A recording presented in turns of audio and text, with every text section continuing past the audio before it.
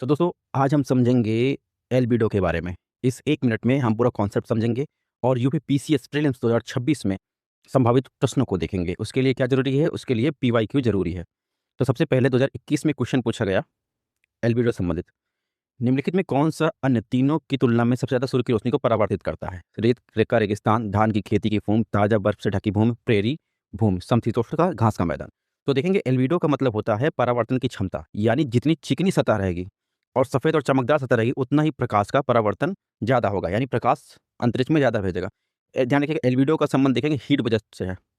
Heat budget आप लोगों ने पढ़ा होगा। तो एल्बिडो का संबंध कहाँ से है? हीट बजट से है। तो इसमें क्या ऑप्शन सही हो जाएगा? ऑप्शन सी, ताज़े बर्फ से ढकी भूमि से सबसे ज़्यादा परावर्तन होता है। ठीक है?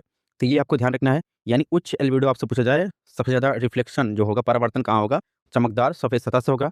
प्रकाश को वापस भेज देती है ताज़ा बर्फ। और सबसे निम्न देखेंगे जो भी जितनी भी सतहें गहरी होंगी, काली होंगी, वो क्या होती है? प्रकाश को सोख लेती हैं और जो है क्या करती हैं? एनवायरनमेंट को गर्म करती हैं। जैसे डामर की सड़क हो गया, गहरा समुद्र हो गया।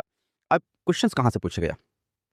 तो पृथ्वी जो है लगभग जो है औसत जो है परावर्तन 30% जो है परावर्तित करती है प्रकाश।